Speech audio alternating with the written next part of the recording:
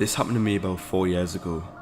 I had just graduated from high school and was a month and a half into summer break. Needing money for college, I began working full-time for the school district I had just graduated from. Due to a music festival I wanted to attend, as well as monetary concerns, I did not go with my family to North Carolina. What 18-year-old doesn't want a house to themselves for a week? Furthermore, my parents' house is out in the country, so I had little to no fear about my neighbours complaining about parties or being bothered in any way whatsoever, but I was wrong. I often take the back roads home from my friend's house, but on that night I decided I wanted some McDonald's, so I took the main drag and came home on a different route. This way takes you past the mechanic shop, not a mile away from our cul-de-sac. It was between midnight and 1 AM, and as I passed the mechanic shop, I noticed the car's lights turning on, or should I say light. I remember thinking that it was strange that this car pulled out behind me, so I brushed this off as an unfortunate coincidence, but as I neared my street, and the car was still tailing me, I started to become freaked out. I looked at my gas tank and my heart sunk as I saw it was on E. Either I pull onto my street and go home, or I risk driving around and seeing if this dude follows. Yet that option held the risk of my car running out of gas and leaving me stranded on the road, and I figured I'd rather take my chances on my own soil than on the side of some dark and lonely country back road. So I turned onto my street, only to have my heart sink when the one headlamped car makes a turn right behind me. Looking back, I should have called the cops, but there is no love lost between law enforcement and myself, and at the time I was too caught up to even consider calling them.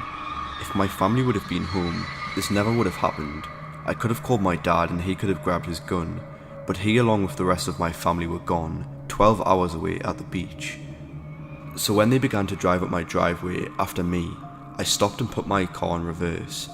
They responded my reversing as well, yet they stopped at the bottom, effectively blocking my driveway. Looking back, I was terrified, alone and angry. Who did this person think they were? With my bright lights on and shining right into their face, I opened my car door and got out. I pulled out my pocket knife and grasped it in my left hand while I grabbed my hammer in my right. I used to keep one in between my seat and door. I made a split-second decision to grab the hammer from the head with the handle sticking out. My hope was that it would be mistaken as a gun.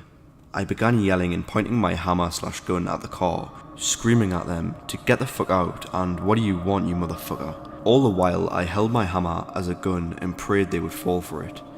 Whether they did or not, I cannot say. Part of me believes they thought it was a gun, due to my brights being behind me making my whole front side a shadow, yet they could have just not wanted to fight.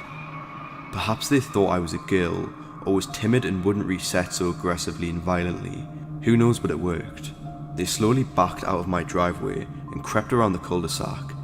As they were leaving my street, I ran after them, hiding behind my neighbours' houses, and at every driveway the car would slow down to a near stop, as if scoping out the houses.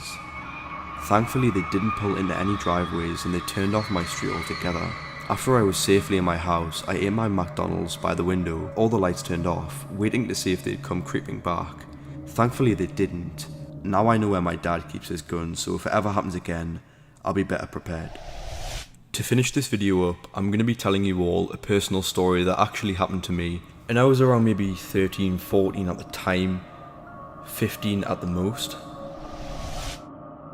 So I had recently listed an old motorbike of mine that I wanted rid of on a Facebook sales page at the time, most commonly known as Facebook Cheap Shop, where you'd put items up for sale at a reasonable price. I listed the bike for £100. About 2 days later I got a message on Facebook. It was from a guy named Matthew. The guy looked a little bit ropey, but he did have 20 plus mutual friends. However, at the time I had about 4,000 friends as I just added anybody anyways.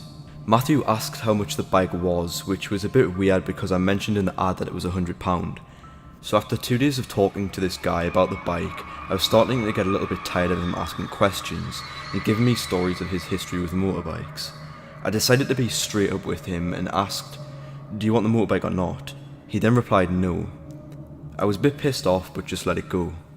Long story short, the guy kept on messing me about, making stupid excuses that he couldn't come and collect the bike.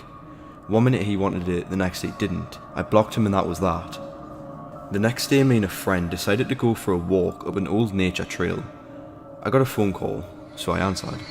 An ear-piercing laugh was what I was greeted to on the other end. I asked who it was, and the caller hung up.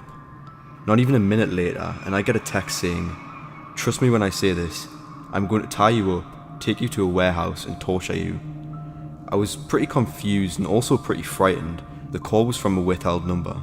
My friend gets a call about 30 minutes into our walk and answers. I could hear somebody talking on the other side whilst my friend stood there, stiff, with a worrying look on his face. The call ended. "Who was that?" I said. My friend explained that it was some guy reading out mine and his information, then ended up with, "Leave the bike at the park next to the old people's home in the area I lived." I instantly knew it was him, but was still questioning how he got mine and my friend's number, as well as our private information. A couple days go by when I get a phone call on the way to school. It's that guy, laughing much harder this time. He tells me he knows where I am, and at this stage I get mad and tell him to fuck off. He then says my exact location. "You are behind Tesco supermarket, passing the bus stop." I freak out and run to school. I didn't tell my teachers for some reason. However, he rang me as I was in third period, science. The teacher asked who was ringing, and I said, "Oh, just some guy." She looked confused and told me to go to the head teacher's office. I got there and was bombarded with questions. "I don't know who he is," I said. I told them the story and they rang the police, even though I didn't really want them to. So the day finishes and I walk home. When I get just outside of my house, I see a police car parked up outside. I walked through the door, spoke to the police for a little bit. So one of the officers then explained that he tries to con people online and that he has previous convictions for assault and harassment. My mother got a phone call from a withheld number that night. I got a message on my phone saying, "I have all your family's information. I'm not scared to go back to jail and I will take you away and do nasty things to you. Watch out." So it's been a few years down the line and it's been fine up to now. I often get cold callers trying to sell me shit and the occasional prank call, but I don't think any of these are linked with the strange guy.